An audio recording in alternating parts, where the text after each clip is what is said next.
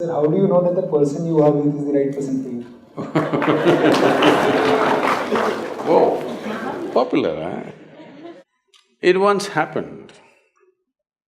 Shankaran Pillai was at the family dinner, and when everybody settled down for dinner, he stood up at the table and announced, "I am going to marry Lucy, who's just across the street." I hope that's not the name. No, it Oh. is. Then the father said, "What? You going to marry Lucy? She has nothing. She's like a tramp. You going to marry that Lucy?" Mother said, "What? You going to marry that Lucy?" The uncles always pitch in these kind of matters, you know. Uncle said, "What? You going to marry that Lucy? Have you seen her hair? It looks fake." The aunt, "What? You going to marry Lucy? She's always painted. You going to marry that painted woman?" The little boy, the nephew, can't be left out. He said, "You going to marry Lucy? She doesn't even know what is cricket. How can you marry her?" Shankaran Pillai stood his ground and said, "Yes, I'm going to marry Lucy." Everybody asked in one voice, "Why?" He said, "Because she has no family." There are no many opinions to battle with. So, who is the right person? I don't want to take away all the romance from your life. But let me tell you this, there is no right person on this planet. If you put your heart into something, something may become wonderful. Is it the right thing? There's no right thing.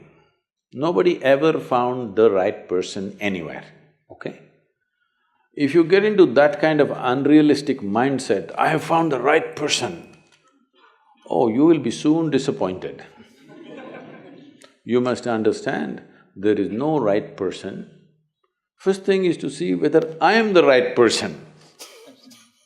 Yes, am I the right person? And there are no right people on this planet.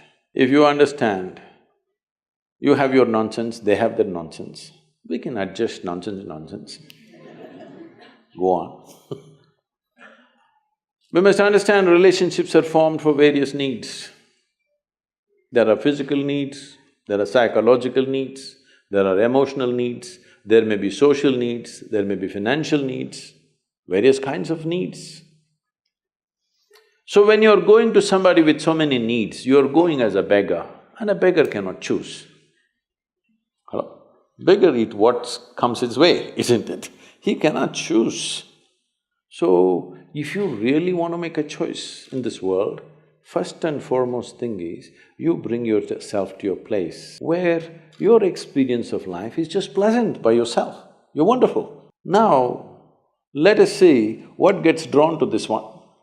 If you're really wonderful, things will happen in every way, I'm saying.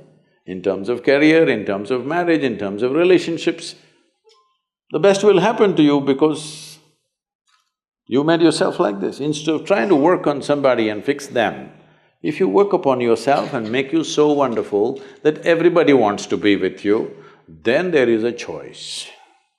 And this whole thing is an American thing, that there is a soulmate somewhere.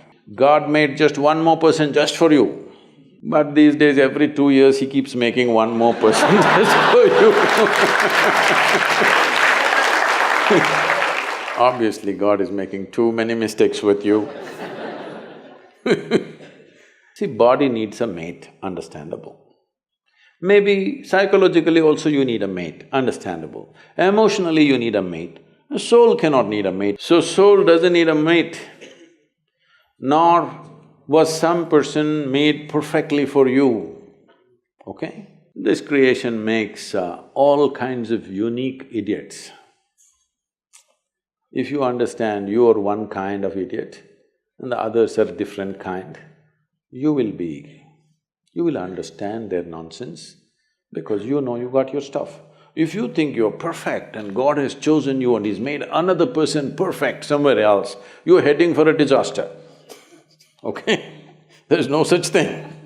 Even, people today, after 5,000 years, people are still adulating and worshipping Krishna as the greatest lover, but his wives are dead unhappy with the guy. Yes. So, you're not going to find any perfect person.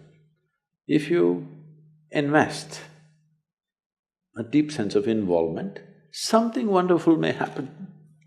It's because of your involvement, not because the other person is fantastic. No. Even if you choose a fool, actually it's easy that way. If they're not stupid, why would they come to you first of all? No, I'm just being nasty. So, even if you choose a fool, it doesn't matter. If you involve yourself, it can turn out very beautiful. You chose the smartest person in the universe, it could be a disaster. So, do not think in terms of, whatever this made for each other nonsense. No. You choose the opposite, actually. But after some time, after a little bit of time, you slowly start expecting they're just like you. This is a serious mistake. Because if one more person becomes just like you won't be able to bear with them for 2 days. Hello? Please tell me. If there's one more person just like you at home, could you live there? You're glad they're different. It's wonderful, nobody is like you, isn't it? Nobody is like you on this planet. Try and see. Nobody is like you, and that's good. Don't look for sameness, not necessary. It's a difference which makes the… because of the difference you tango, not otherwise